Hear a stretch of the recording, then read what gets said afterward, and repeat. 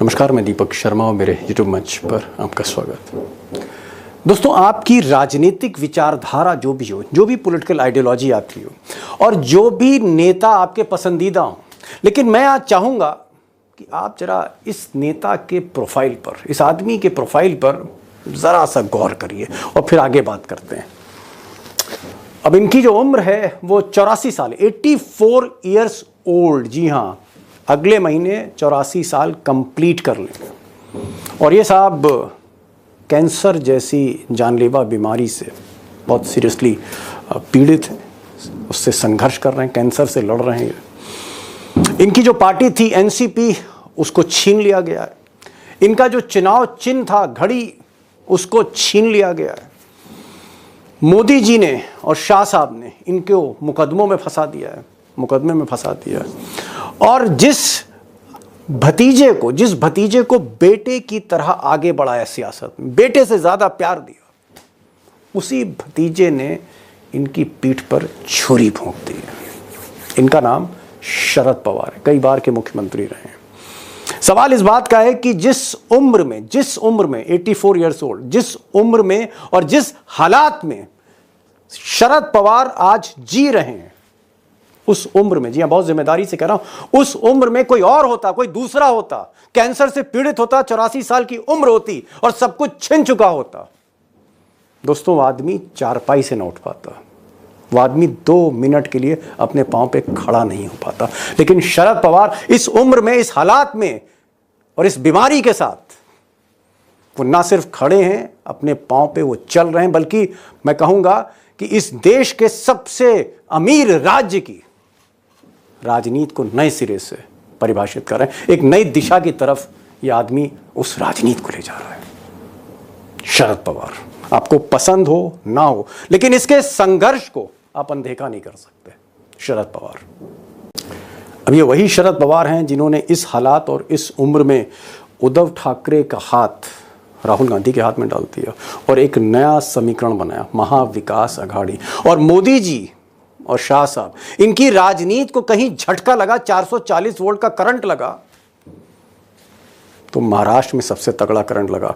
और पिछले लोकसभा चुनाव में, जी हाँ, जो 4 जून को नतीजे आए थे, शरद पवार की अगुवाई में उद्धव ठाकरे और राहुल गांधी 30 सीट लेके आए, 48 में 30 सीट लेके आए। और जो बीजेपी हमेशा 22-23 सीट लाती थी और शिवसेना के साथ मिलकर जो महाराष्ट्र स्वीप कर रही थी, उस बीजेपी को शरद पवार ने इस उम्र और इस बीमारी से लड़ते हुए 0-9 पे लाके खड़ा कर दिया। 0-9, सिंगल डिजिट, 0 और 9, 10 के नीचे लाके खड़ा कर दिया। वही शरद पवार थे। और मुझे लगता है कि इस बार जिस तरह से फिर एक बार वो उद्धव ठाकरे जिनकी आइडियोलॉजी कांग्रेस से बिल्कुल अलग है, दोनों आइडियोलॉजीज को साथ लेके चल रहे हैं। आप कह सकते हैं अर्जुन भी हैं और कृष्ण भी हैं, लड़ भी रहे हैं और लड़वा भी रहे हैं। वो शरद पवार अगर महाविकास अघाड़ी को जिताते हैं तो एक बात साफ है कि शरद पवार की हिम्मत हमेशा के लिए इतिहास में दर्ज होगी। अब दोस्तों, मैं असली खबर पर आता हूं और खबर यह है कि चंद दिनों पहले शरद पवार ने अपनी नई पार्टी एनसीपी शरद पवार, क्योंकि जो उनकी ओरिजिनल पार्टी है वो तो मोदी और शाह ने छीन कर अजीत पवार के हाथ में दे दी है, तो अपनी नई पार्टी के जो खास नेता थे उनके साथ उन्होंने बंद कमरे में बैठक करी, सीक्रेट बैठक करी। इसमें उनकी बेटी भी शामिल थी और भी कई नेता शामिल थे। और वहाँ उन्होंने एक सुपर स्ट्रैटेजी बनाई, किस तरह से इस बार महाराष्ट्र में मोदी शाह को ध्वस्त करना है, यानी महायुति को हराना है, एनडीए को हराना है। अब ये जो स्ट्रैटेजी है तो शेयर नहीं कर सकता, लेकिन उसका जो फोकस है वो ये है कि चाहे तूफान आए और चाहे आंधी आए, कोई भी कीमत अदा करनी हो, लेकिन महायुति एनडीए को हराना है। और महायुति को हराने का जो सबसे बड़ा एम है शरद पवार का, उनकी पार्टी का, वो है अजीत पवार, जो डिप्टी चीफ मिनिस्टर हैं, एनसीपी के नेता हैं, उनके भतीजे, उनको शिकस्त देना, वो भी हर कीमत पर। अब अजीत पवार साहब जो हैं वो बारामती से लड़ रहे हैं, बारामती यानी शरद पवार के गढ़ से। और शरद पवार ने अपने भतीजे अजीत पवार के सामने अपने ग्रैंडसन को खड़ा कर दिया है।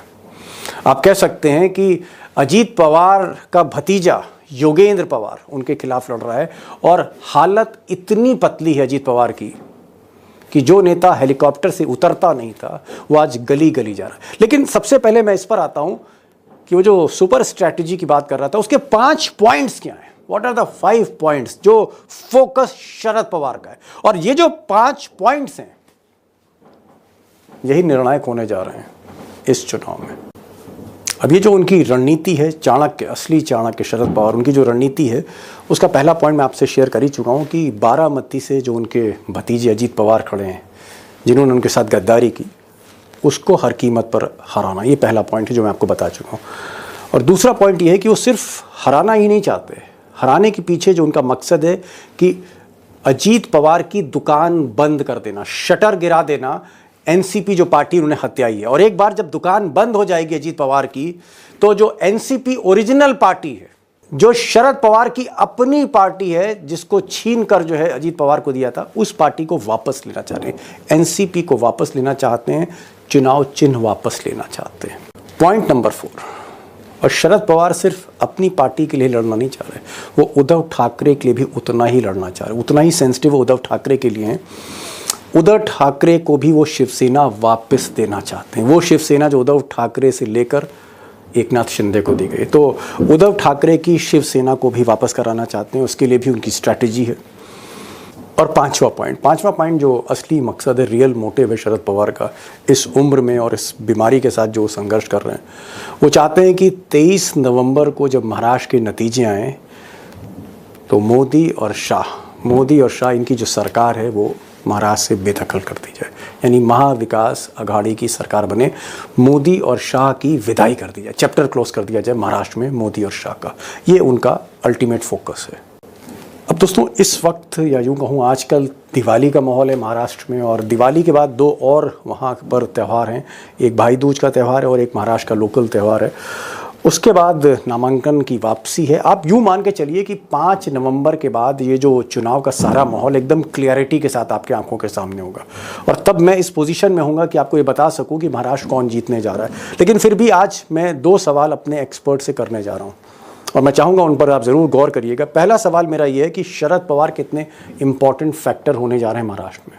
क्या वही एक डिसाइसिव फैक्टर है, और उनके इर्द गिर्द ये सारे मुद्दे और महाराष्ट्र का चुनाव घूम रहा है, जिसमें शरद पवार के साथ उद्धव ठाकरे और राहुल गांधी हैं, और सामने कई लोग हैं, उसमें उनके भतीजे भी हैं, उसमें एकनाथ शिंदे भी हैं, उसमें देवेंद्र फडणवीस भी हैं, और इन तीनों के पीछे 3 और लोग हैं, मोदी, शाह और मोहन भागवत।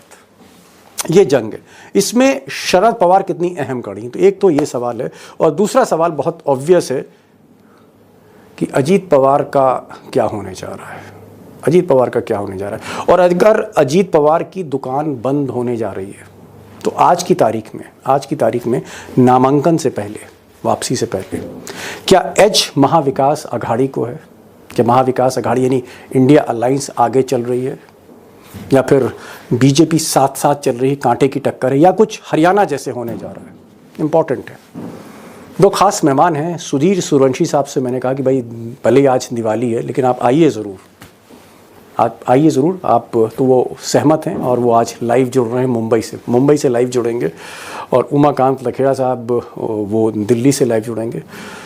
इस डिस्कशन को ज़रूर सुनिए।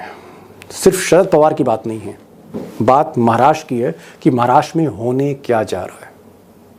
मेरा एक सवाल है सुधीर जी, मेरा सवाल ये कि आप, क्योंकि शरद पवार का जो गढ़ है, जिसको हम वेस्टर्न महाराष्ट्र कहते हैं, पश्चिमी महाराष्ट्र, पुणे के चारों तरफ इस इलाके में आप लगातार घूम रहे हैं, लगातार आप यहां पर भ्रमण कर रहे हैं। मैं ये जानना चाह रहा हूं कि क्या माहौल देखकर हम ये कह सकते हैं कि भतीजे अजीत पवार की दुकान बंद होने जा रही है? क्या आपको माहौल देखकर लगता है कि चाचा अपने भतीजे की दुकान बंद करने जा रहा है, शरद पवार भतीजे को ढक्कन करने जा रहा है, जो आपके महाराष्ट्र में कहते हैं कि ढक्कन कर दिया, ऐसा होना जा रहा है कुछ?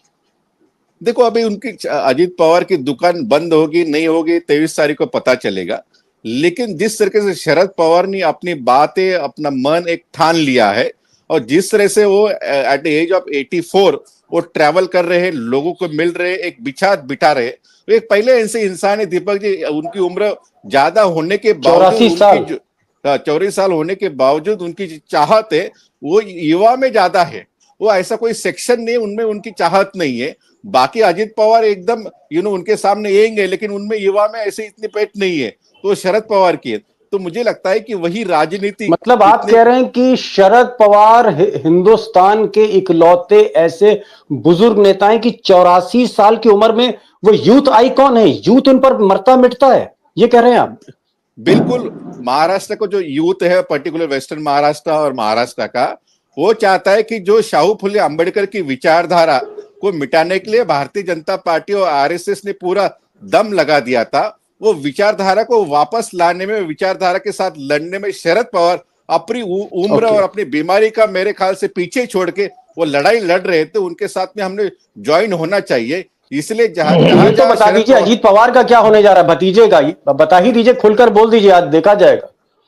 देखो, मैंने वही जिक्र किया कि जब शरद पवार जब निकल गए तो उसी वजह से अजित पवार, आज मैंने वही देखा कि बारामती कोई छोटे गांव में गए थे, खड़े थे, तो पूरा वो गांव में पानी कब दिया उन्होंने, सड़क कब बनवाई उन्होंने, ड्रेनेज कब दिया, कितने लोगों को नौकरी दिया, ये सब छोटी छोटी जो चीजें, मेरे ख्याल से ग्राम पंचायत और जो कॉर्पोरेटर का इलेक्शन रहता है म्यूनिसिपालिटी का, वो इलेक्शन में लोगों गिनवाते हैं, वो इलेक्शन की चीजें अजित पवार जो महाराष्ट्र के डिप्टी सीएम है, 5-6 बार डीसीएम रह चुके हैं स्टेट के, इतने बड़े कद्दावर लीडर में से एक है, उनको आज मेरे ख्याल से गली गली मोहल्ला मोहल्ला घूमना पड़ रहा है। बिल्कुल वो शरद पवार की वजह से घूमना पड़ रहा है, नहीं तो इलेक्शन के लास्ट डे आते थे कैंपेन के लिए बारामती में, कभी घूमते भी नहीं थे।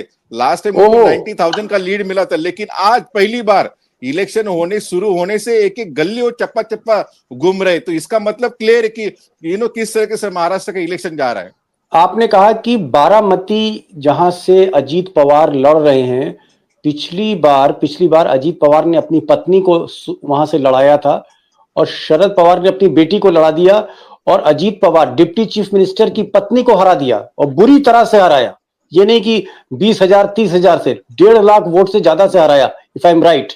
मैं ये जानना चाह रहा हूं कि इस बार शरद पवार ने अपने भतीजे अजीत पवार, बागी भतीजे के अगेंस्ट किसको लड़ा रहे हैं? वो पिछली बार तो बेटी को लड़ा दिया था। वो भी पवार वर्सेस पवार बैटल था, लेकिन वो अजित पवार की वाइफ वर्सेस सुप्रिया सुले थी। इस बार अजित पवार का जो भतीजा है युगेंद्र पवार, मतलब अजित पवार का जो भाई है श्रीनिवास पवार, उसका ही बेटा उनके सामने है।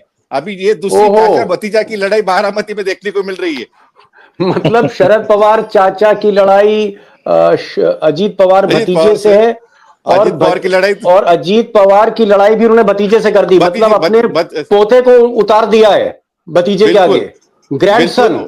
ग्रैंड नेफ्यू जिसके हम कहते हैं, ग्रैंडसन ग्रैंड नेफ्यू। क्या आपको लगता है, एक अगर आपसे मैं एक मोटे मोटे तौर पे पूछूं कि क्या अजीत पवार, आपने कहा कि वो जल्दी कैंपेन करते नहीं हैं, एक आध बार अपनी कंस्टिट्यूंसी में जाते हैं, लगातार जीत रहे हैं, 5-6 बार महाराष्ट्र जैसे प्रदेश के उप मुख्यमंत्री रहे 5-6 बार। इस बार उनकी हालत इतनी खराब है कि वो गली गली, कस्बे कस्बे, चौराहे चौराहे, नुक्कड़ नुक्कड़ पे सभा कर रहे हैं। क्या अजीत पवार नर्वस हैं? पहला क्वेश्चन मेरा। और मेरा दूसरा क्वेश्चन, अगर नर्वस हैं तो क्या ये सीट उनके हाथ से जा भी सकती है? कड़ी टक्कर है वहां पर। अजीत पवार बिल्कुल नर्वस दिख रहे, इसलिए नहीं तो नुक्कड़ नुक्कड़ जाके, चौराहे में जाके बिल्कुल सभा नहीं करते, ये पहली बात।